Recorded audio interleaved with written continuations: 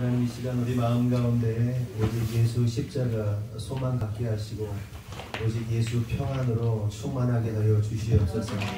이 시간 또 어떠한 것도 우리 가운데 우리가 해야 할 수 없다는 사실을 믿음으로 고백하며 오직 주님만이 왕 되시는 시간 될 수 있도록 인도하여 주시옵소서. 일주일의 삶을 돌아보며 너무나도 분주했고 또한 하나님 뜻에 순종하기보다는 내 생각과 내 마음대로 나의 인생을 경영하였던 우리의 모습을 회개합니다. 하나님 우리를 정결케 하시고 십자가 보혈의 은혜로 덮으셔서 온전히 하나님만 바라보며 주님만을 주인 삼고 살아가는, 주님만을 벗하며 살아가는 우리 될 수 있도록 인도하여 주시옵소서. 또 우리 가운데 범죄한 것이 있다면 십자가로 예수의 피로 덮으시고 우리가 주님의 보좌 앞에 담대히 나아갈 수 있도록 인도하여 주시옵소서. 이 시간 찬양 중에 거하시는 주님, 찬양받기 합당하신 주님 홀로 영광받아 주시옵소서. 주님 이르실 줄 믿사옵고 예수님의 이름으로 기도합니다. 아멘.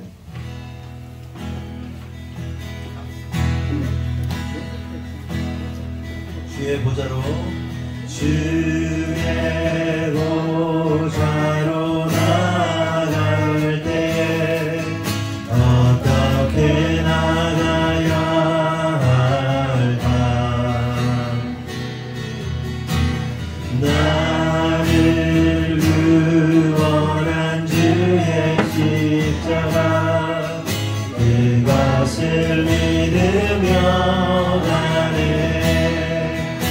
주의 보좌로 나아갈 때에 주의 보좌로 나아갈 때 나 여전히 부족하다. 나를 부르신 주의 그 사랑 그것을 믿으며 자격 없는 내 힘이 아니 오직 예수님의 보혈로 자격 없는 내 힘이 아니 오직 예수님의 보혈로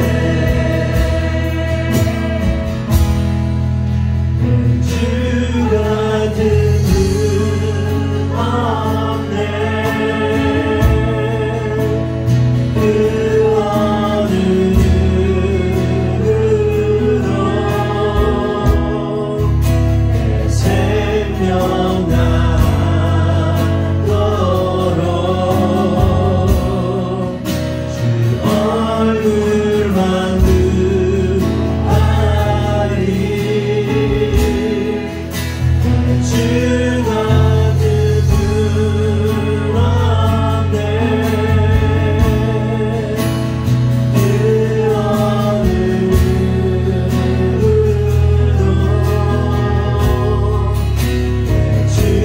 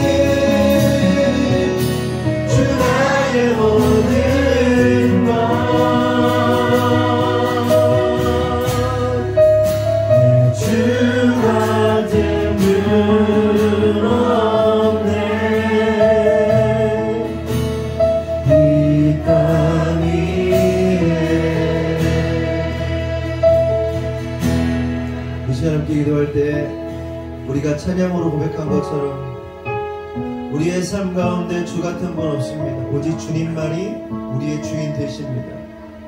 주님, 우리가 이 시간도 이 땅에 살아가는 이유, 목적, 우리가 숨쉬는 이유들 하나님 분명히 깨닫게 하여 주시옵소서. 나를 위해 사는 것이 아니라 오직 주를 위해 사는 것, 주님이 우리를 구원하셨으니 오직 주님의 기쁨이 되기 위하여 살아가는 것, 이것이 우리의 목적이고 우리의 삶의 방향이 되게 하여 해달라고, 이 시간 그런 시간 되기 원한다고 다같이 주여 한번 하고 기도하도록 하겠습니다. 주여!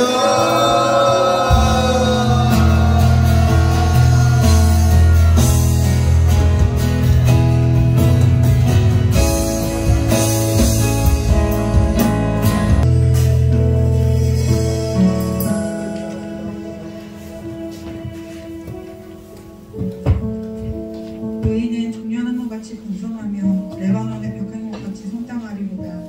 이는 여호와의 집에 심겼으면 우리 하나님의 뜰 안에서 번성하리로다. 그는 늙어도 여전히 결실하여 진액이 풍족하고 빛이 청정하니 여호와의 정직하심과 나의 바위 되심과 그에게는 불의가 없음이 선포되리로다. 시편 92편 12절에서 15절 말씀.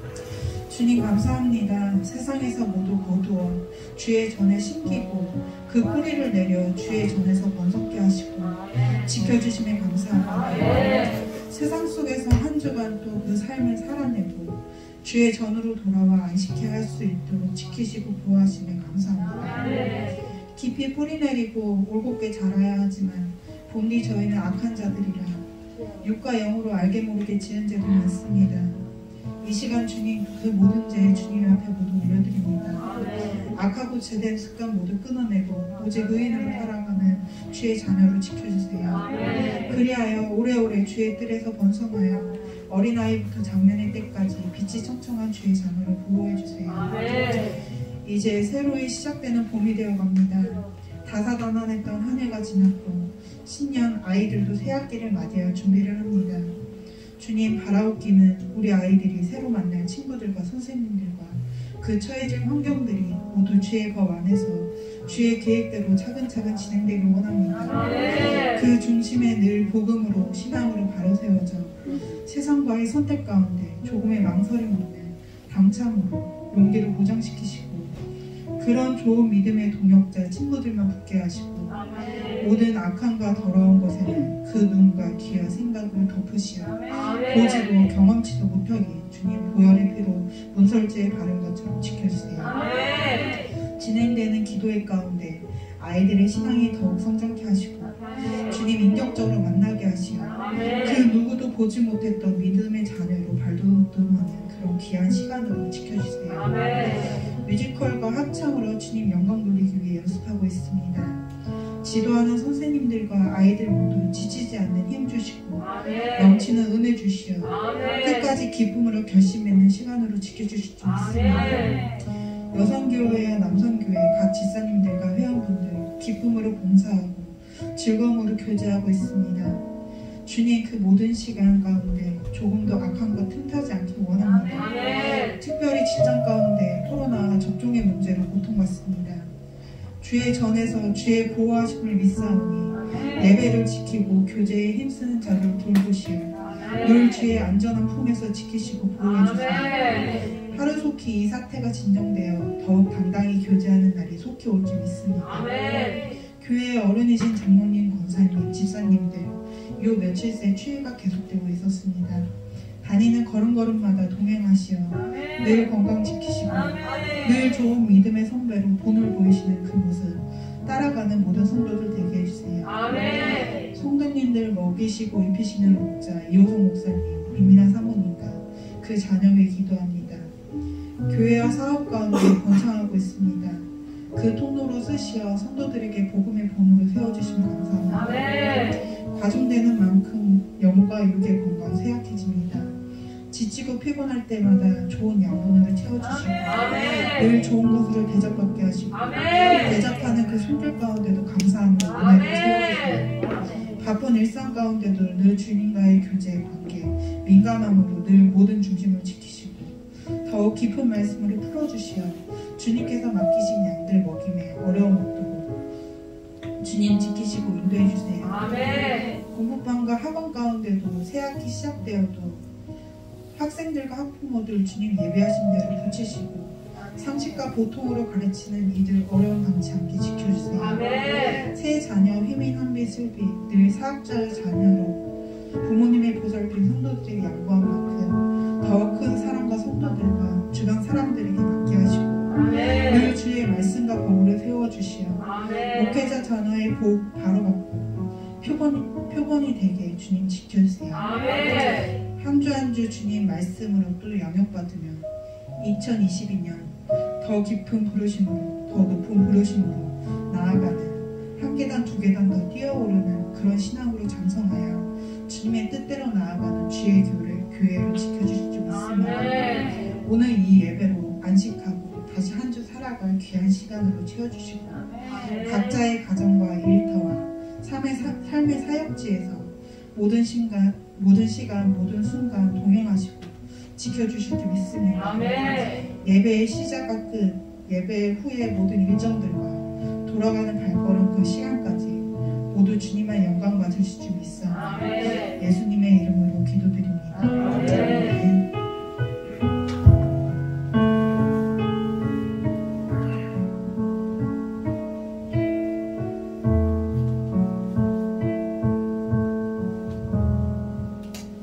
교동론 66번, 시편 150편 다 같이 교독하시겠습니다. 할렐루야. 그의 성소에서 하나님을 찬양하며 그의 권능의 궁창에서 그를 찬양할지어다. 그의 능하신 행동을 찬양하며 그의 지극히 위대하심을 따라 찬양할지어다. 나팔 소리로 찬양하며 비파와 수금으로 찬양할지어다. 소고치며 춤추어 찬양하며 현악과 청소로 찬양할지어다. 큰 소리 나는 재금으로 찬양하며 높은 소리 나는 제금으로 찬양할지어다. 호흡이 있는 자마다 여호와를 찬양할지어다. 할렐루야. 아멘. 성경 말씀 마가복음 11장 12절에서 12절 말씀 제가 대신하여 교독해 드리겠습니다.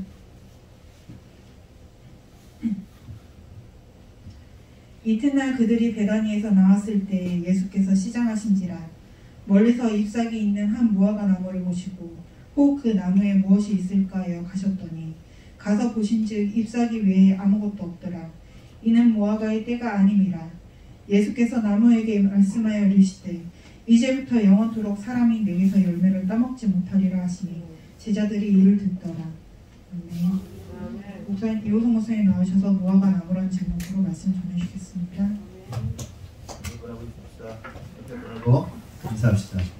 사랑합니다. 축복합니다. 예배 전에 잠시 어수선했는데 너무 신경 쓰지 마세요. 오늘은 저주받은 무화과 나무라는 제목으로, 그러니까 지금 이렇게 압도돼. 지난주 우리는 예수님께서 나귀 새끼를 타시고 성전에 입성하시는 내용을 살펴봤습니다. 예수님께서 예루살렘으로 입성하시자 수많은 무리들이 예수님을 찬양하고 환호하면서 호산나 호산나라고 외치게 되는데, 호산나라는 뜻이 무슨 뜻이라고 그러죠? 우리를 구원하소서, 우리를 구원하소서, 뭐 이런 뜻을 가지고 있습니다. 백성들이 예수님을 보면서 우리를 구원하소서라고 외치게 되는데, 여기서 우리가 알아야 할 사실은 백성들이 예수님께 외친 호산나, 우리를 구원하소서라고 외쳤던 이유가 좀 오늘날 우리 예수 믿는 사람들하고 좀 다르다는 거예요. 그때 외친 게 뭡니까? 자신들의 죄인됨을 고백함으로 우리를 구원해달라. 우리는 영적으로 죄인들입니다. 우리는 지옥 갈 수밖에 없는 자들입니다. 그러니 우리를 구원하소서라고 외친 게 아니라 뭘 외친 거죠? 우리를 로마로부터 구원하소서, 우리를 가난으로부터 구원하소서, 우리의 소원 이루어 주소서라는 의미로서 호산나 호산나를 외쳤다는 겁니다. 그런데 이를 통해서 우리가 깨달았던 사실이 뭡니까? 예수님께서는 백성들의 이러한 외침에 대해서 관심이 있었다는 거예요? 관심이 없었다는 거예요? 전혀 관심이 없으셨다는 겁니다. 이를 통해서 깨달을 사실은 동일하게 오늘날에도 예수 믿는 우리들을, 예수님께서 우리를 보시는데, 우리가 우리의 어떤 정치적인, 우리의 어떤 상황적인, 우리의 어떤 그 소원, 자신의 바램, 이거 구하는 거에 대해서 예수님 별로 관심 없으시다는 거예요. 그런데 그건 있어요. 우리가 뭔가 기도하고 소원하는 것들이 주님과 관계되어 있으면 관심이 있으세요. 네? 주님, 영혼 구원과 관계되어 있습니다. 뭐 사업이 잘 돼야 되는 이유, 우리가 돈을 잘 벌어야 되는 이유, 내가 건강해야 하는 이유, 나의 꿈이 이루어져야 하는 이유, 내가 뭐 어디 좋은 학교를 가야 되는 이유가 주님과 연관되어 있으면 주님이 관심이 있거든요. 근데 주님과 관심 없는 일에 대해서 내 소원, 나 지금 뭐 어려우니까 나 문제 해결해달라고 관심 갖는 거, 외치는 거, 나 구원해달라고 뭐 산나 못산나 백날 첫날 해봐야 주님 관심 없으시다는 거. 그래서 실제로 예수님은 화려하는 백성들을 향해서 손 한번 흔들어 주시거나, 예수님이 가는 곳곳마다 뭐 잘하세요? 말씀하시잖아요. 설교를 하시고 말씀을 풀어주시고 상황에 대해서 이것이 어떻고 그렇고 하나님 뜻이 말씀하시는데 입성하시면서 한마디도 안 하세요. 그리고 어디 가시죠? 성전에 가신단 말이에요. 성전에. 예수님 볼 일만 보시는 거예요. 근데 성전에 왜 가신 거죠? 이제 오늘 일단 나누겠지만, 그리고 계속 나오지만, 성전 정화하시려고. 그러니까 예루살렘으로 입성하는 길은 죽음의 길이었고, 죽음의 길에서 사람들은 그 상황도 모르고 예수님 죽으러 가는 길인지도 모르고 막 호산나 어서 우리를 구원하셔서 왕이십니다. 당시 막 찬양하고 난리 법석을 피는데 예수님 전혀 관심도 없고 손 한 번도 안 들어주고 뭐 그 잘하시던 설교도 안 하시고 그냥 가. 어디가? 성전 가. 성전 가서 둘러보시고 나오십니다. 성전 왜 보는 거예요? 다음날 성전 정화 사건, 성전을 둘러엎는 사건이 일어나게 되는 거예요. 이것이 지난주에 나온 내용입니다. 그렇게 다음날이 됩니다. 마가복음 11장 12절을 보면 이튿날 그들이 베다니에서 나왔을 때에 예수께서 시장하신지라 멀리서 잎사귀 있는 한 나무 무화과 나무를 보시고 혹 그 나무에 무엇이 있을까 하여 가셨더니 가서 보신즉 잎사귀 외에는 아무것도 없더라. 이는 무화과의 때가 아니니라. 예수께서 나무에게 말씀하여 이르시되 이제부터 영원토록 사람이 내게서 열매를 따먹지 못하리라 하시니 제자들이 이를 듣더라. 희한한 일이죠. 다음날 예수님과 제자들이 베다니 마을에서 나와서 다시 예루살렘 성으로 가시게 되는데 그때 마침 예수님께서 배가 고프셨던 거예요. 시장하셨던 거예요. 근데 저 멀리 보니까 무화과 나무가 하나가 딱 있네. 그래서 무화과 나무 잎사귀를 보시고는 그 나무에 뭐가 있을까 하고 발걸음을 떼시는데 가서 보니까 잎사귀만 있고요. 열매가 없는 겁니다. 그도 그럴 것이 성경에 기록되어 있는 것처럼 무화과가 열릴 때가 아닌 거예요. 무화과가 열릴 철이 아니어서 무화과가 없었던 거예요. 참고로 무화과에 대해서 좀 설명을 드리면 좀 조사를 해보니까 무화과는 3월 말쯤, 그러니까 유대력으로 따지면 6월절 즈음에 싹이 난다고 합니다. 싹이 나기 시작하고 6월 말쯤에 싹이 나고 5월, 6월이 되면 열매가 서서히 나면서 익기 시작하고 6월에서 7월에는 1차 수확을 한다고 합니다. 1차 수확을 하고 그리고 8월에서 10월이 되면 완전히 농익은 아주 맛있는 열매를 맺게 되는 거예요. 두 차례 수확을 하나 봐요. 잘 모르겠는데 어쨌든 5월, 6월 그리고 6월에서 7월에 한 번 수확하고 8월에서 10월에 한 번 더 수확한다. 그런데 주목할 사실은 예수님께서 지금 무화과 나무를 마주하고 있는 이 순간은 언제냐면 4월달이라고 해요. 4월달 정도, 6월절 바로 지나 4월달 정도인데 이 말은 곧 현 시점에서 최소한 2달 이상 지나야만 무화과 나무 열매를 뚜껑 가져가세요. 유진이가 해온 건가?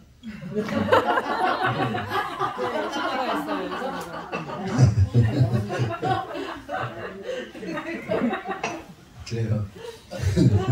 안 간다고 때가 부려가지고 아까 당황했네. 안 가면 안 돼요. 다시 어디까지?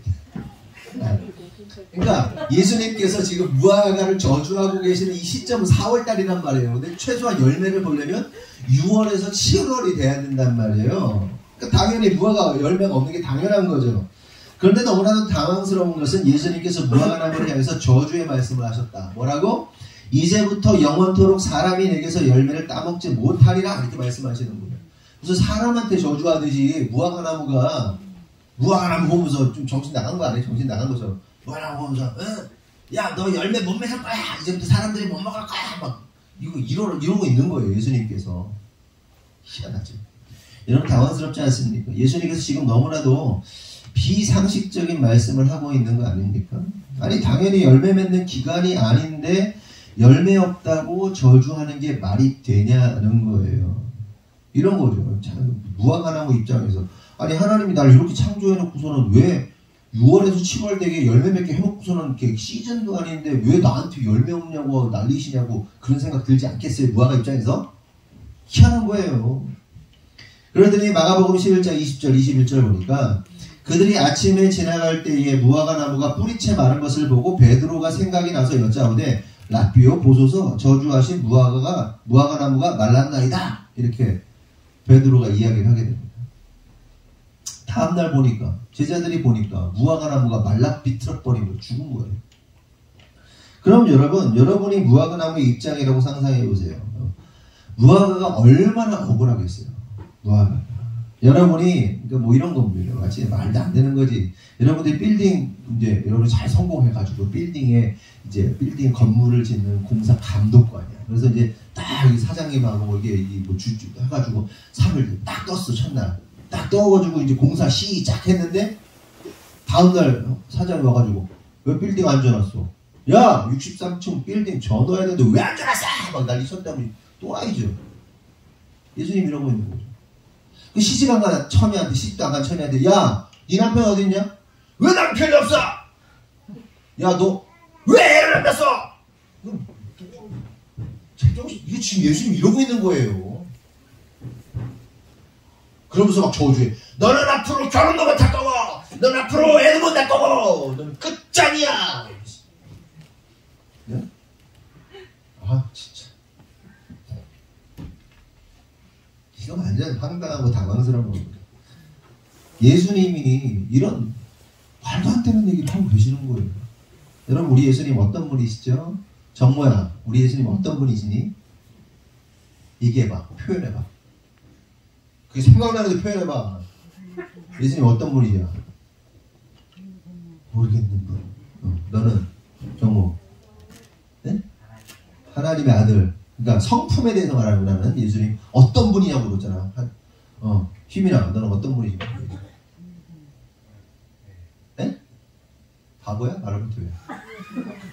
크게 좋으신 분. 해봐. 어떤 분이지만.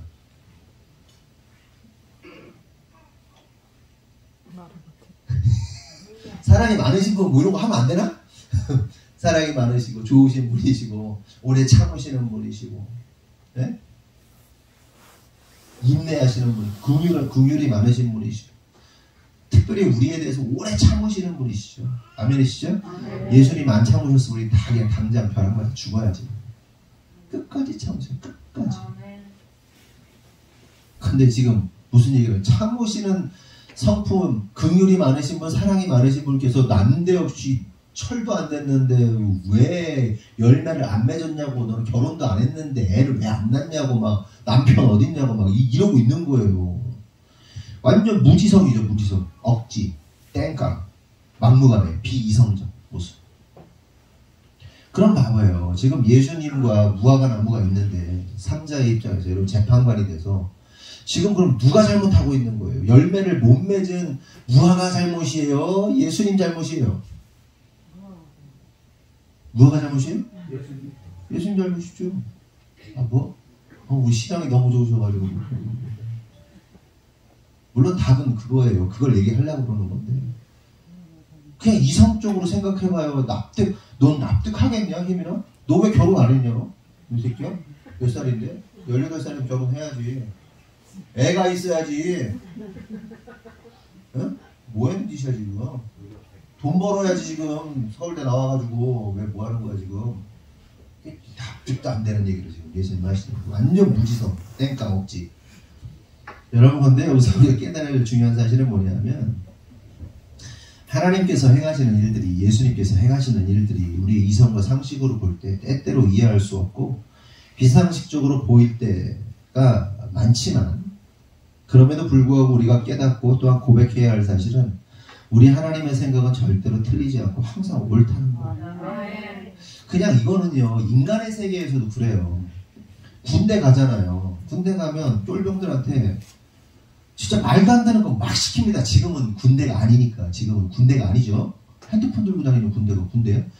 안 칩니다. 그러나 애는 쓰고 있지만 군대의 기강이 엉망진창인 건 사실이잖아요. 좀 빨리 대통령 빨리 바뀌어가지고 군대의 기강 좀 세웠으면 좋겠어요. 막 시킨단 말이에요. 그거 왜 시켜요? 군대 갔더니 논사훈련소 갔더니요. 뭐 했냐면 벽돌을 막 깔으라는 거. 보도블록도 새 것도 아니야. 근데 보도블록을 막 깔어. 그래가지고 가자마자 그거만 깔았어요. 그래서 점심 밥을 먹고 연명장을 지나는데 뭐 하는지 아세요? 옆에서 보도블록을 떼고 있더라고. 그걸 계속 시키는 거야. 이쪽은 깔고 이쪽은 떼고 떼서 싸놓고 싸놓으면 또 다음 기수 차오면 깔고 떼고 이거 하고 있는 거야. 뭐 했는 짓이야? 납득이 돼요? 납득돼요?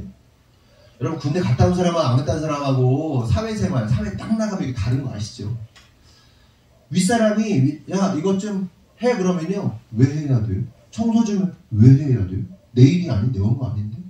그럼 직장 내 괴롭힘으로 막 신고하고 그런다니까? 해야지. 다 해봐야지. 하다 보면 깨닫게 되고 군대에서 이거 왜 까는 거야? 왜 띄고 붙이고 뺐다 이거 왜 하냐고. 딴 생각하지 말라고. 집중하라고. 막 그냥 헛짓하지 말라고. 그러니까 그 과정이 다 필요한 겁니다. 다. 납득이 안. 근데 애들한테 물어보면 애들 뭐 시키면 왜요? 해 그냥. 설명해야 되냐?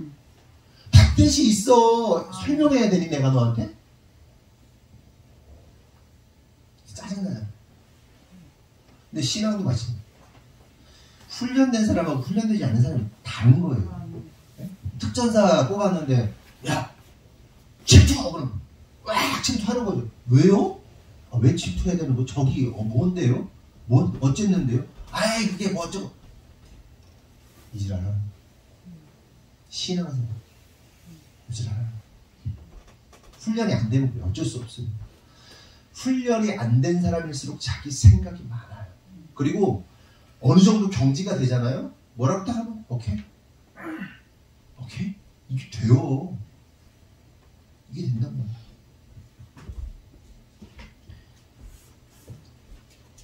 신뢰할 수. 그러니까 지금 예수님의 상황만 보면요, 예수님 완전 무지성의 땡깡 억지 부리고 있지만 이게 이해가 안 되지만 그럼에도 불구하고 우리 하나님은 항상 오르시다. 왜 오르실까요? 우리 하나님은 천지 만물을 창조하시는 아멘? 그것을 다 프로그래밍 하신 분이에요. 온 천하와 만물, 나라와 민족과 열과 여러분 한 사람 한 사람, 여러분 한 사람 한 사람을 창조하시고 프로그램을 집어넣으신 분이시죠. 아멘? 누구보다도 잘하죠.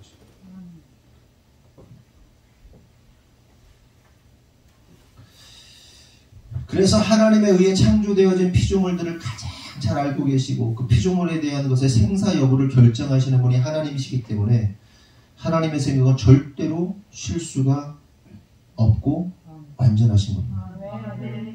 그래서 주님께서 쓰시겠다 하라 말씀하셨을 때 나귀 주인은 이러한 사실을 너무나도 잘 알고 믿었기 때문에 아무 소리 하지 않고 내어드렸어요. 일면식도 없는 제자들한테 내준단 말이에요. 주님이 나의 창조주시구나. 주님이 나를 만드신 분이시구나. 나의 모든 것 생사 여부를 결정하실 수 있는 분이구나. 내가 가진 것 또한 주님의 것이구나 라는 인식이 있었기 때문에 모르는 사람이어가지고 나귀 쓴다니까 주께서 쓰시겠다 하라니까요. 쓰십시오. 내드리죠. 그리고 그 사람의 동의와 상관없이 허락과 상관없이 나귀를 데려가 쓰실 수 있는 분 또한 주님이십니다. 아멘이시죠? 또한 무화과 나무의 주인이 바로 창조주 예수님이시기 때문에 무화과 나무를 저주하실 수도 있어요. 아멘이십니까? 예수님이 창조주 맞아요? 그렇죠. 하나님이 뭐로 창조하셨죠? 말씀. 근데 말씀이 육신이 되신 분이 누구죠? 예수님. 태초에 말씀이 육신이 되신 그분과 함께 있었다. 요한복음에 나오잖아요. 예수님이 창조자입니다. 아멘이십니까? 또한 로마서 9장을 보면 토기장이가 원하는 것을 자기 마음대로 빚어내죠. 또한 깰 수도 있어요. 하나님께서는 피조 세계에 대하여 긍휼과 진노를 자신의 뜻에 따라 마음대로 행하실 수 있는 분인 거예요.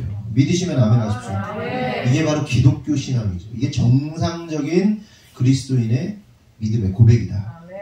그런데 만약 그럼에도 불구하고 우리 가운데 이런 창조주 하나님의 성품에 대해서 납득할 수 없고 이해가 안 되고 용납이 안 되는 분이 계시다면 그 이유가 뭘까요? 그 이유는 아직 그 창조자 하나님을 못 만나서 어쩔 수 없어요. 그 뭐라고 하는 거 아니에요.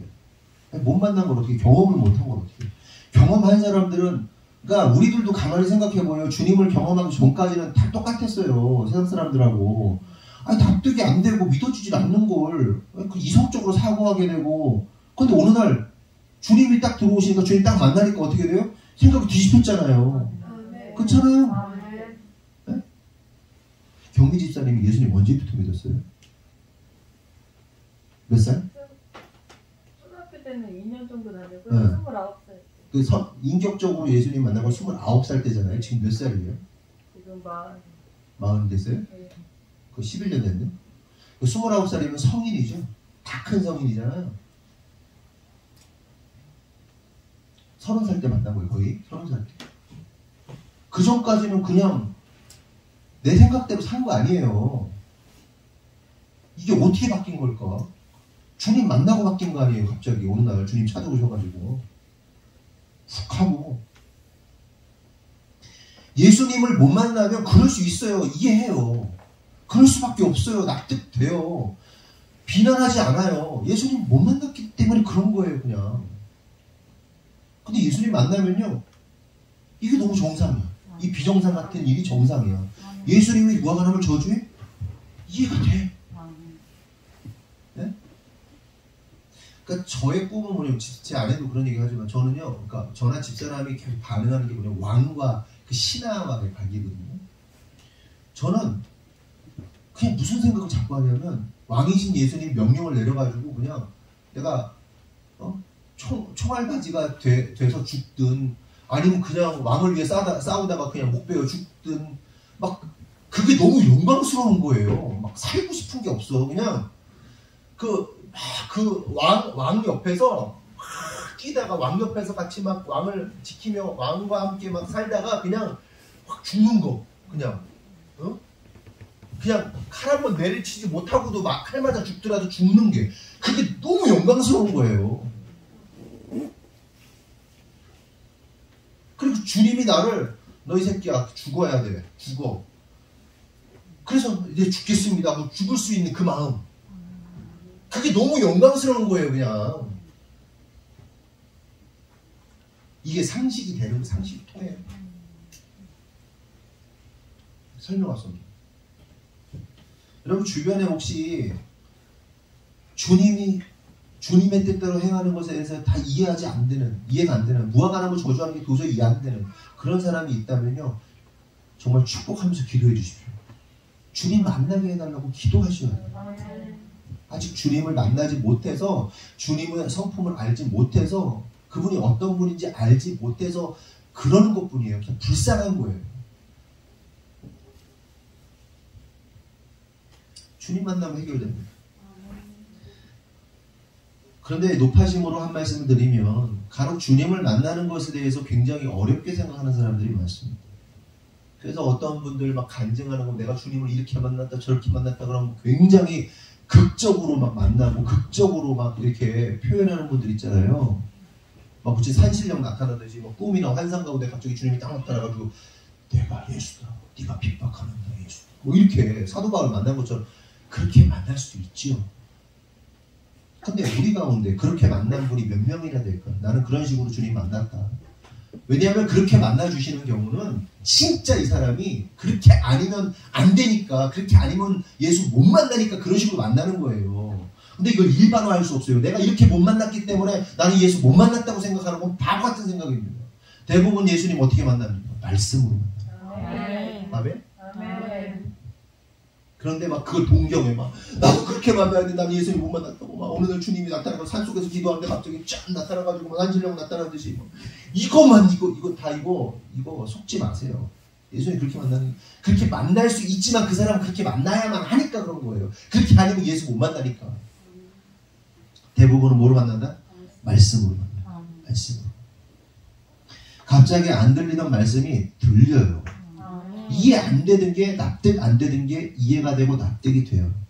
받아들여지고 그 말씀이 가슴에 꽂히고 그렇게 심경의 변화가 일어나고 때론 눈물도 나고 죄가 생각나서 회개하게 되고 막 일하고 있는데 갑자기 눈물이 쭈르르 주님 막 찬양 듣다가 쭈르르 흐르기도 하고 왠지 모르겠는데 막 변화가 막 일어나요. 죄가 생각나요. 이러한 작용이 주님 만나는 겁니다. 왜요? 말씀이 육신이 되신 분이 예수님이기 때문에. 그래서 말씀이신 예수님께서 우리를 만나 주시는 겁니다. 그래서 오늘 설교를 통해서 말씀으로 인하여 우리의 영혼이 막 부딪히고 말씀이 가슴이 뜨거워지고 회개하게 되고 도전이 되고 그러면 그게 말씀으로 예수님을 만나는 겁니다. 아멘. 우리의 생각이 바뀌는 게 주님을 만나는 과정이에요. 주님 처음 미팅할 때 이렇게 처음 만나서 이렇게 하기도 하고 그러다가 두 번 만났는데 점점 알아가기도 하고 뭐 이러는 거예요. 이 신앙의 과정이에요. 어떤 사람은 처음에 그냥 꽉 만나기도 하는데 생각이 바뀌면서 만나고 알게. 최근에 그런 사람들 중에 한 사람이 조만이 형제. 아니 형제. 나 오늘 못 올 줄 알았는데 너무 많네. 그래서 안 오는데 얘기하기 때문에 쑥스러울까.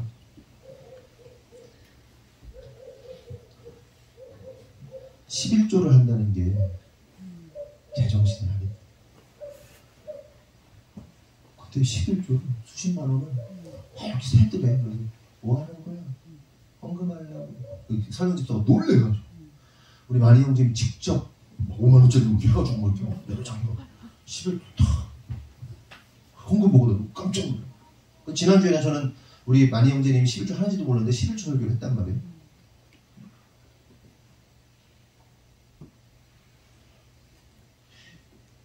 왜 이게 바뀌는 걸까요?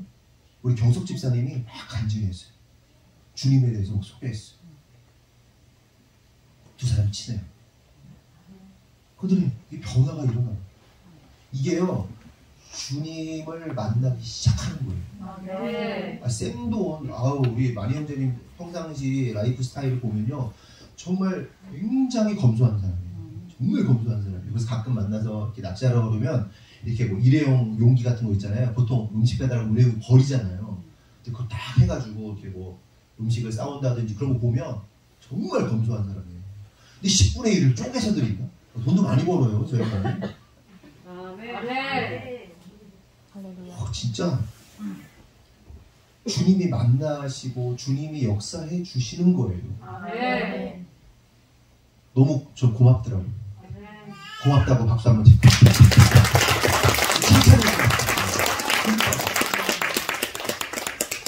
원래 주일에는 못 쉬는데 막 지금 막 빼가지고 막 쓰고 있는 거잖아요. 막 지금. 나 진짜 너무 놀라워가지고. 주님이 역사하시고 주님 만나주기 시작합니다.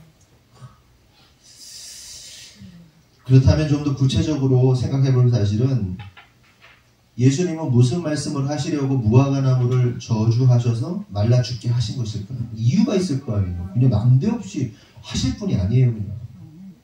그냥 요 상황만 보면 무화과나무 사건, 저주하는 사건만 보면 예수님은 정신병자예요. 예수님 의도가 있단 말이에요. 예수님 말씀하시고자 하는, 그리고 오늘 우리에게 하시고자 하는 의도가 있단 말이에요. 당시 유대인들에게 하시고 싶은 얘기가 있었던 거예요. 결론적으로 말씀드리면 예수님께서 열매 맺지 못하는 무화과나무를 저주하심으로 영적으로 열매 맺지 못하고 있는 예루살렘 성전 그리고 이스라엘 백성들의 운명을, 그러니까 예루살렘 성전과 이스라엘 백성들의 운명을 예언적으로 보여주고 있는 거예요. 복선이라고 하죠. 얘들아, 잘들아, 복선 미리 보여주는 거. 무슨 영화 같은 데 보면 니들 드라마 찍고 그러잖니, 영화 찍고. 근데 복선이라는 게 꼭 있어. 뭐냐면 어떠한 사건이 일어나기 전에 그것을 미리 예측하게 하는 어떤 작은 사건들.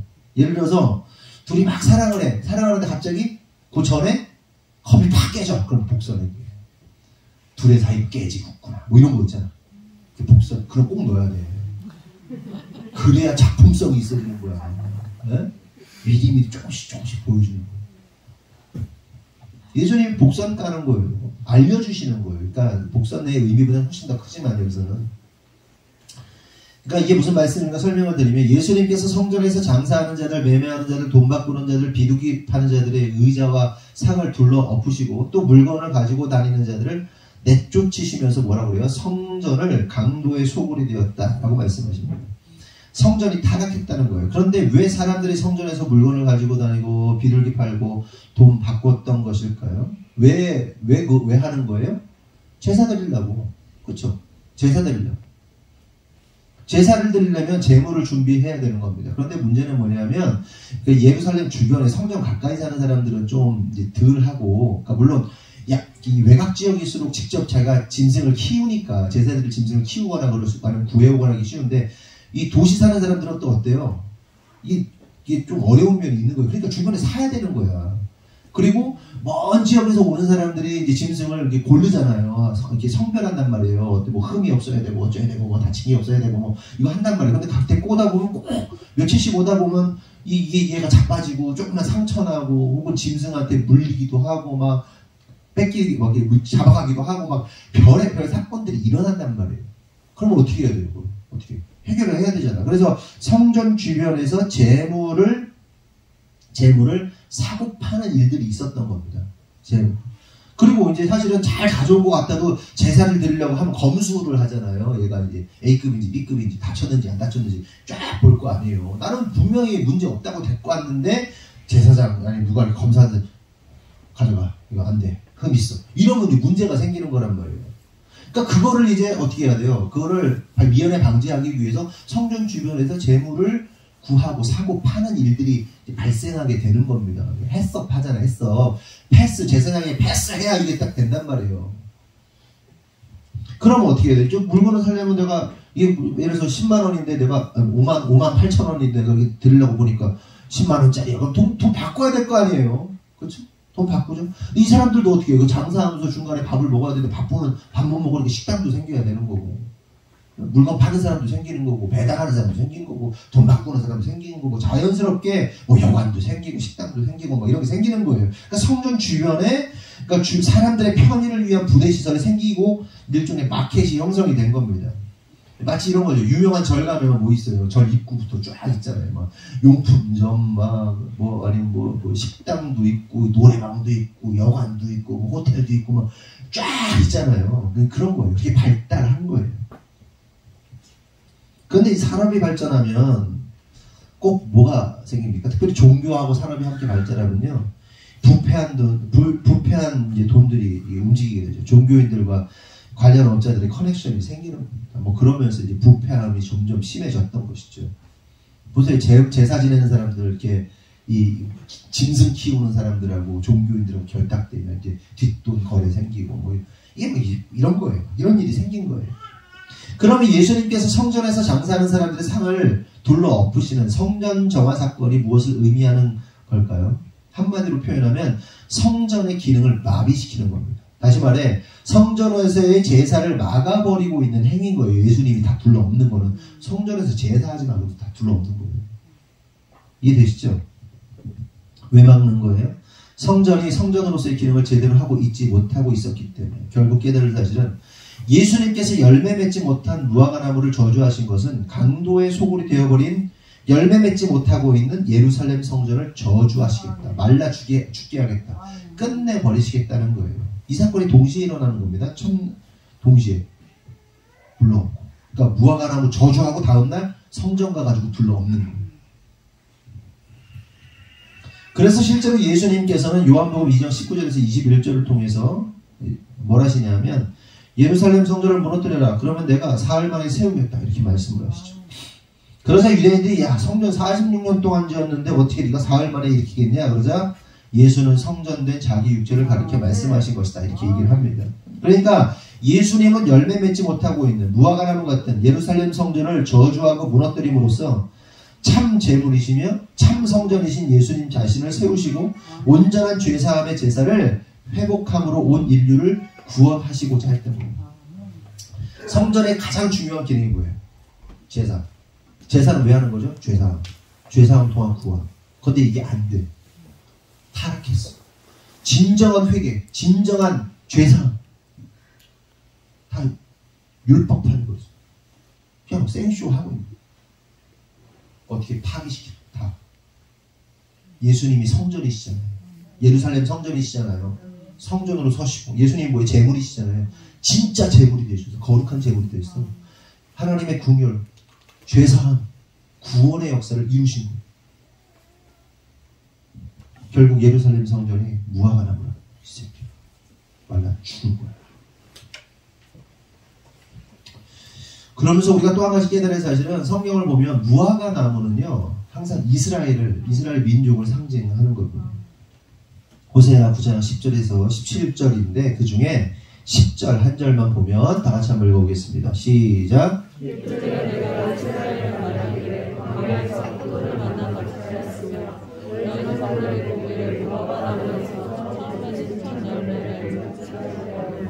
그들이 바알불에 가까워 부끄러운 우상에게 몸을 들이므로 저희가 사랑하는 우상같이 간지나게 그 북이스라엘 선지자인 호세아가 이 말씀을 선포한 겁니다. 말씀의 내용을 간단하게 말씀드리면 하나님께서 이스라엘을 광야의 포도나무 같이 보셨고 또 그들의 조상을 처음 익은 무화과 열매처럼 보셨다는 거예요. 그런데 문제는 이스라엘을 젖과 꿀이 흐르는 약속의 땅에 심어놨는데 그들이 어처구니 없게도 하나님이 기뻐하시는 열매를 맺어야 되는데 하나님이 싫어하시는 열매만 맺은 거.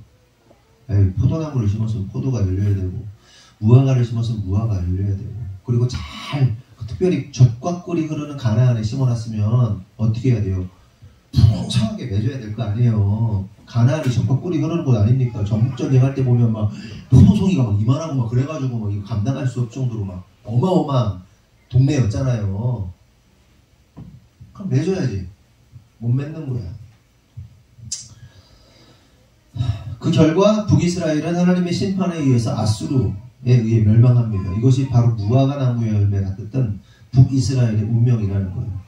그런데 중요한 사실은 예수님 당시에 예루살렘 성전이 마치 북이스라엘의 모습과 같았다는 거예요. 그러니까 예수님께서 보실 때 예루살렘 성전이 그 아무런 열매도 맺지 않는 그런 북이스라엘의 모습과도 같았다는 겁니다. 그래서 성전의 제사를 통해서 보여야 할 하나님의 은혜와 자비, 긍휼과 용서가 성전의 제사 안에서 볼 수 없었다. 오히려 이방인들처럼 온갖 종교적인 탐심으로 인한 율법주의에 매여 오히려 우상숭배만 가득한 도적의 소굴이 된 지 오래되었다는 거예요. 그래서 예수님은 이스라엘을 상징하는 무화과 나무를 저주하심으로 성전의 기능을 정지시키려 하셨던 겁니다. 이해되시죠? 무화과 나무가 그냥 죽은 게 아니에요. 무화과 나무는 이스라엘입니다. 이스라엘 니들 다 죽어. 심판받아. 이 얘기하고 있는 거예요. 그리고 이스라엘 사람들도 자신을 무화과 나무라고 생각해요. 지금도. 무화과 나무를 상징성으로 딱 바라보고 우리가 죽었다는 뜻이구나. 알죠? 관련해서 미가서 7장 1절에서 4절을 보면 재앙이로다 나여 나는 여름 과일을 딴 후와 포도를 거둔 후 같아서 먹을 포도송이가 없으며 내 마음에 사모하는 처음 익은 무화과가 없도다. 이렇게. 이 미가 선지자는 남유다의 선지자입니다. 그런데 여기서 북이스라엘의 호세아 선지자와 마찬가지로 미가 선지자가 책망하는 포도나무와 무화과나무는 어느 나라를 의미하는 거예요? 이스라엘을 의미하는 겁니다. 그러면 여러분 포도나무와 무화과나무를 심은 목적이 뭐예요? 농부가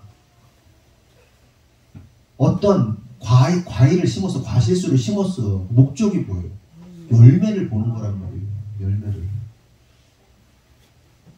마찬가지로 하나님께서 포도나무, 무화과나무 같은 이스라엘을 선택하시고 구원하신 이유가 뭐겠냐는 말이에요. 가나안에 보내신 이유가 뭐겠냐는 거예요. 아름다운 열매를 보기 위함입니다. 아멘이시죠? 그런데 그들에게 맺힌 열매들이 뭐예요? 하나님의 은혜, 긍휼 그런 게 아니라 세상 사람들과 다름없는 온갖 탐심, 시기, 질투, 경쟁의 열매만 맺었던 거예요. 이러한 모습으로 북이스라엘은 아수르에 망하게 되고 남유다는 바벨론에 의해서 망하게 되는 거예요. 그렇다면 여기서 질문. 하나님께서 저와 여러분을 구원하시고 사망에서 생명으로 인도하신 이유가 뭐겠냐는 거죠. 그러니까 하나님께 이스라엘을 구원하신 것처럼 저와 여러분을 구원하신 이유가 뭐냐는 거예요. 희민아, 구원하신 이유가 뭐야, 하나님이 우리를? 문맥상 들어보면 이스라엘을 무화과나무와 포도나무라고 했대. 그럼 포도나무와 무화과나무가 뭐 해야 돼? 열매 맺어야 되잖아. 마찬가지로 우리도 하나님이 무화과처럼 포도나무처럼 우리를 구원하시고 심어 놓으셨단 말이고, 우리 뭐 해야 돼? 열매 맺어야지. 내 말이 어렵나? 딴 생각하면 들린다. 열매 맺어야죠. 그럼 열매가 뭐예요? 네? 우리가 맺어야 할 열매가 뭐예요? 이 두 가지로 볼 수 있어요. 성령의 열매, 사랑, 기랑, 화평, 인내, 자비, 양선, 충성, 온유, 절제. 근데 이게 지금 다 누구에 관련된 거예요? 나의 성품에 관련된 거죠. 첫 번째, 우리 안에 열매를 맺어야 되는데 사랑, 희락, 화평, 인내, 자비, 양선, 충성, 온유, 절제, 이게 성령의 열매란 말이에요. 열매 맺어야 돼요. 우리가 예수 믿으면 그게 바뀌어야 돼요. 점점 자라야 돼요. 열매 맺어야 돼요. 두 번째 열매는 뭐예요? 영혼. 네? 영혼 살리는 거. 우리는 반드시 하나님이 기뻐하시는 열매를 맺어야 돼요. 성품의 열매와 또한 영혼 구원의 열매를 맺어야 됩니다. 그러나 만약 악한 열매를 맺고 혹은 열매를 맺지 못하는, 그러니까 영혼을 살리지 못하는, 또한 성령의 열매를 맺지 못하는 모습이라면 어떻게 되는 거예요? 그 운명은 저주받은 무화과 나무의 운명이 우리의 운명이 되는 겁니다. 그러면 예수님으로부터 저주받는다는 것은 무엇을 의미하는 것일까? 저주받는 게 뭘까? 쉽게 말해서 생명의 근원이신 예수로부터 끊어지는 것이 저주입니다. 무슨 어떤 환난을 당하고 어려움을 당하고 뭐가 망하고 이게 저주가 아니고 예수로부터, 예수 생명으로부터 끊어지는 게 저주예요. 무슨 얘기 아시죠? 어떤 일어나는 현상은 중요하지 않아. 그러니까 예수로부터 끊어지는 게 저주다. 갈라디아서 3장 10절에서 14절 중에 10절만 읽을게요. 무릇 율법 행위에 속한 자들은 저주 아래에 있나니 기록된 바 누구든지 율법책에 기록된 대로 모든 일을 항상 행하지 아니하는 자는 저주 아래에 있는 자라 하였습니다. 뭘 저주라고 하죠? 일단 율법 행위에 속한 자들이 저주받은 자들이라고 합니다. 그러니까 율법을 항상 행해야 되는 거예요. 모든 상황 속에서 100% 완전하게 율법을 행해야 된다. 근데 행하지 않으면 그게 저주가 된다라고 말해요. 근데 중요한 사실은 인간들이 그 율법을 100% 지킬 수가 있다 없다? 없다. 그러므로 모든 인간은 저주 아래에 있는 겁니다. 그런데 이 저주 아래에 있는 모든 인간들의 죄를 해결하신 분이 누구십니까? 예수님이시죠. 율법을 완전하게 지켜내신 분이 누구십니까? 예수님이십니다. 예수님만 지킬 수 있어요. 왜? 예수님이 만드신 거라. 응? 근데 율법을 주신 이유가 뭐라는 거죠? 결국 니들 율법 못 지켜 이거 하는 거예요. 야, 율법으로 구원받는 게 아니야. 율법은 지킬 수 있는 게 아니야를 보여주는 거예요.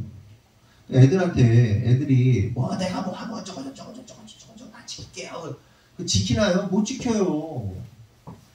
그리고 때로는 부모가 너 이거 완전하게 지켜 막 하드하게 줄 때는 그걸 지키라고 주는 거예요? 아니, 너 못 지켜. 내 말 들으라는 거야.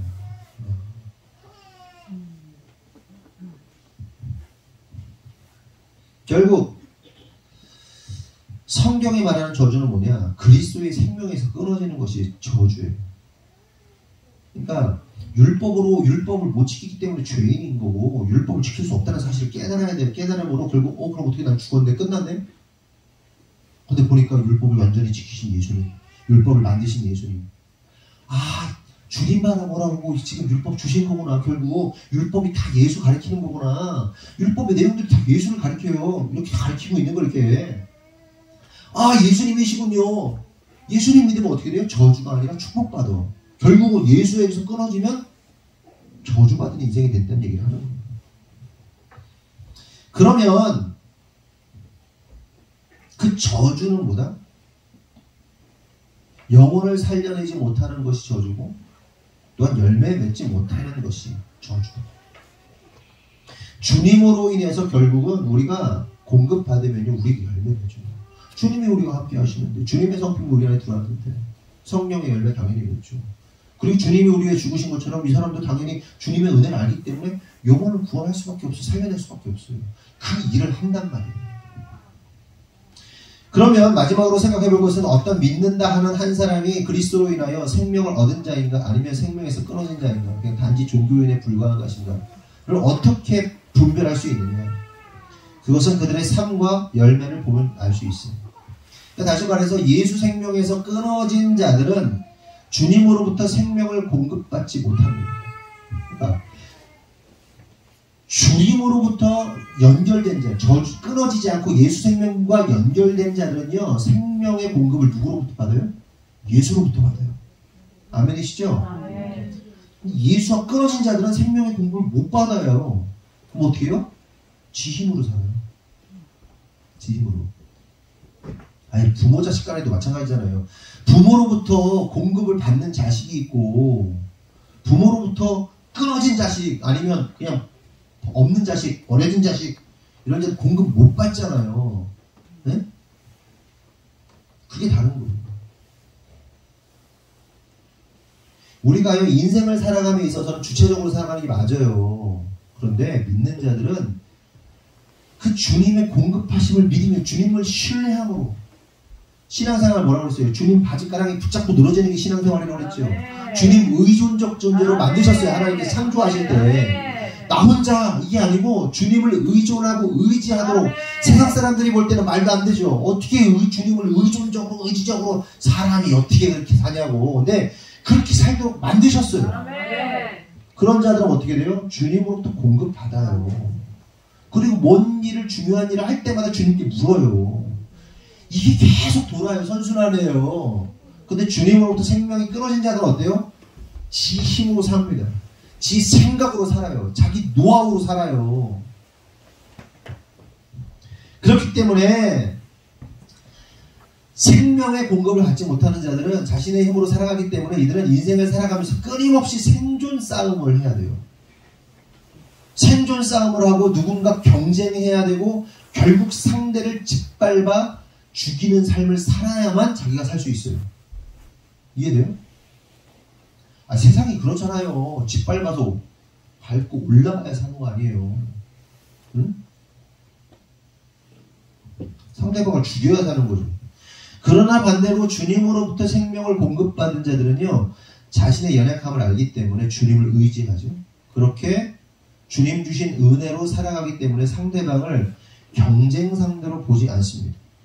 오히려 상대를 돕고 살피고 결국은 희생을 통하여 상대방을 살려내는 삶, 구원하는 삶을 살게 되는 거예요.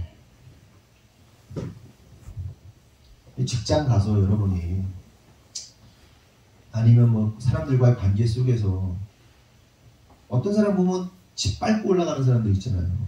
다른 사람 피 빨아먹고 사는 사람들 있잖아요. 네? 내가 노력하지 않은 건데 다른 사람 거 뺏어가서 사는 사람이 있잖아요. 아무리 교회 다녀도요. 예수 생명에서 끊어진 자입니다. 집사님? 누군지 알죠? 예수 생명이 끊어진 자예요. 그런 자들은. 남의 것을. 여러분, 다른 사람 돈 꾼 다음에 안 갚고 막 이러고 있는 사람도요. 예수 생명에서 끊어진 자예요. 사실은. 무슨 얘기인지 알아요? 남의 돈 우스워? 돈은 뭐라고 했어요? 핏값이라고 했잖아요. 여러분이 피땀 흘려서 버는 거를 누군가 빌려가지고 안 갚어? 양심에 화인 맞은 거고. 이건 제정신 아니에요. 만약에 그랬다면 빨리빨리 하세요. 열심히 노력해서 갚으세요. 열심히 막 하세요. 남의 것을 그렇게 핏값을 취해가지고 그런 그리스도인의 성품이 아닙니다. 열매가 아니에요. 짓밟고 빼앗고 막 걸어가지고 막 협박해가지고 이 사람 인생 막 휘둘르고 막. 그러나 진짜 예수 믿는 사람들은 어때요? 진짜 그리스도인들, 예수 생명으로 살아가는 데는 주님의 공급하신 은혜를 알기 때문에 공급하신 받음으로 다른 사람 먹이고 살리고 입히고 경쟁 상대가 아니라 이 사람을 회복시켜야 될 상대, 살려야 될 상대로 보는 거 아니에요? 네? 그거 하는 거 아니에요. 지금 목회하면서 여러분들이 그거 보면서 여러분들이 하고 있는 거 아니에요 지금. 그게 달라. 마인드가 달라. 아무리 교회 다니고 뭐 어째도 이게 없으면 예수 생명으로 살려내는 그 정신이 없는 사람들. 목회도 마찬가지예요. 저주받은 무화과나무처럼 목회하는 사람이 있어요. 교회의 모습이 저주받은 예루살렘 성전처럼 돌아가는 교회들이 있단 말이에요.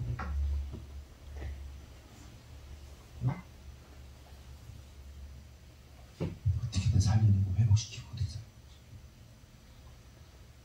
나의 시간을 쪼고 내 몸을 쪼개고 건강을 쪼개서 살려. 그게 진짜 목회지. 우리 교회는 다른 교회들하고 이렇게 보면 정신 나간 교회, 미친 교회지.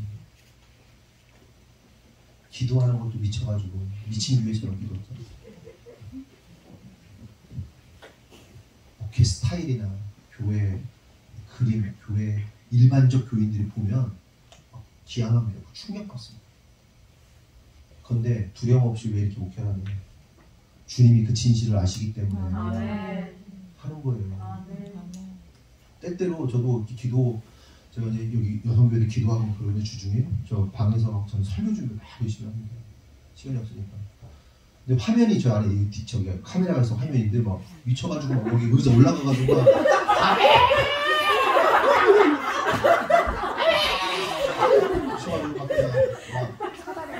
놀래가지고 지난 주일에 원룸 보냐고 마이크에다가 놀랄까봐 막 어우 밤에 막 그냥 팍팍팍 보고 어우 놀래가지고 막 스피커를 좀 다운 사이즈 해야 될 것 같아요. 좀 작은 걸로 바꿔야 될 것 같아요. 너무 성능이 좋아가지고 막 그냥 막 온 동네를 막 흔드는데 막 좀 불안하다, 너무한다 싶을 정도로. 근데 주님이 우리의 마음을 아시니까. 네? 성도는 우리가 구원받은 인생 맞아요. 우리가 무화과나무처럼 예루살렘 성전처럼 저주받을 인생이 되서는 안 돼요. 우리의 영혼이 그 강도의 소굴이 되서는 안 돼요. 우리의 내면이 강도의 소굴이 되서는 안 돼요. 이방인들처럼 세상 사람들처럼 막 등쳐가지고 막 해가지고 막 이득을 취하고 막 이런 강도의 소굴. 우리는 살려내야죠. 예루살렘 성전이 무너지고 진짜 성전이신 예수님이 있었고 진짜 제물이신 예수님이 드려진 것처럼 저와 여러분이 드려줘요. 예수님의 죽음으로 우리들이 구원받은 것처럼 우리의 죽음을 통해서 많은 사람 살려내야 된다. 이게 진짜 그리스도입니다. 아무리 거룩한 척, 아무리 뭐한 척 그래봐야 이 율법주의자들 어땠습니까? 얼마나 후임이끈합니까? 얼마나 존경받습니까? 당시 바리새인들은 그 누구도 따라올 수 있는 존경할 만한 사람들이었어요. 바리새파 사람들은 썩음 그 자체잖아요. 중요한 건 우리가 예수님 닮아서 십자가의 복음으로 열매 맺으면서 살려내고 회복시키는 저와 여러분이 돼야 되는 겁니다. 그러면 성도 여러분, 우리가 예수님으로부터 생명을 공급받고 있는 자입니까? 아니면 끊어진 자입니까? 만약 우리의 모습이 여전히 나의 힘으로 살아가고 있다면 회개함으로 돌이키시고 생명의 근원이신 예수로 말미암아 축복된 인생 사는 저와 여러분 되기를 예수님의 이름으로 축원합니다. 기도하겠습니다. 나는 저주받은 무화과나무라는 제목으로 말씀 나눴습니다. 무화과나무가 저주받았는데 납득할 수 없습니다. 열매 맺지 못하는 시기에 열매를 안 맺었다고 저주하는 예수님. 정말 이상한 예수님. 그러나 예수님께서 그렇게 하신 이유와 목적을 깨닫습니다. 우리가 열매 맺지 못하면 결국 무화과나무가 저주받은 것처럼 예루살렘 성전과 이스라엘이 저주받은 것처럼 우리가 저주받을 수 있다는 사실을 오늘 깨닫게 하셔서 감사합니다. 그러므로 주님 우리가 진짜 그리스도인 되게 하여 주시옵소서. 진짜 예수 생명으로 살아나는 자들이 되게 하여 주시옵소서. 사랑이라 화평 인내 자비 양선 충성 온유 절제와 같은 성령의 열매가 맺히게 하시고 그 열매가 나에게서만 있는 것이 아니라 성품이라는 것은 다른 사람을 향하여 흘러가는 것이기에 이 성품으로 인하여 수많은 영혼들을 살리고 회복시킬 수 있는 놀라운 역사가 있게 하여 주시옵소서. 그리하여 마지막 때 주님 만나는 그날 잘했다 칭찬받는 주님의 백성들 되도록 축복하여 주시옵소서. 주님께서 이루실 줄 믿사옵고 예수님의 이름으로 기도합니다. 아멘. 예배 마치고 뭐라고요? 오늘 찬양 연습 여성교회 회원 담당자, 그러니까 기도회 하신 분들만 그 한 3-4번 해보면 될 것 같아요. 그것만 좀 오늘 이따가 제자훈련 마치고 와서 그렇게 하도록 하겠습니다. 1시 30분에 보부 제자훈련 시작해서 3시에 마치고요. 네, 다 같이 일어나겠습니다. 다성의 말씀 나눕니다. 구호 준비. 더 깊은 부르심으로. 아멘. 기도하겠습니다. 하나님 감사합니다. 우리가 외친 것처럼 2022년 더 깊은 부르심, 더 높은 부르심으로 나아갈 수 있도록 인도하심을 감사합니다. 하나님 이 시간 우리가 그렇게 주님의 부르심 앞에서 순종하게 하시고 신앙이 후퇴하고 신앙이 밀려 떠내려가는 것이 아니라 오히려 주님 앞에 더욱더 달려가는 주님을 향하여 진일보하는 우리가 될 수 있도록 인도하여 주시옵소서. 주님 기도하는 것은 우리 성도들이 주님 앞에 예물을 드립니다. 드린 손길마다 축복하시고 그들의 사업과 가정과 직장 가운데 하나님 역사하시고 기름 부으시고 또한 앞으로 하게 될 모든 계획과 일들 속에서 하나님의 간섭하심을 통하여 우리 성도들이 재정에 영적인 거부들이 될 수 있도록 인도하여 주시옵소서. 수많은 사람들을 먹이고 살리고 신들러 리스트가 그렇게 끝까지 한 영혼을 살리기 위해 애쓴 것처럼 우리가 그렇게 어떻게 해서든지 영혼 살리고 회복시키는데 우리의 재정이, 우리의 물질이, 또한 우리의 삶이, 시간이, 우리 건강이 쓰여지도록 그래서 아름다운 열매 맺는 성도 되도록 그래서 주님 만나는 날 부끄러움 없도록 주님께서 축복하여 주시옵소서. 하나님 한 확진자가 교회 안에 생겨 가정들, 상황들 하나님께서 지키시고 보호하시고 역사하시고 일하실 줄 믿습니다. 내가 나사렛 예수 이름으로 명하노니 코로나 균들은 떠나갈지어다. 하나님 지키시고 보호하시고 역사하셔서 주님 홀로 영광 받아 주시옵소서. 지금은 우리 구주 예수 그리스도의 은혜와 하나님 아버지의 무한하신 사랑과 성령님의 감화 감동 내주 역사하시며 오늘 주님의 뜻대로 살기로 결정한 모든 성도들 위해 지금으로부터 영원토록 함께 하시기를 간절히 축원하옵나이다. 아멘.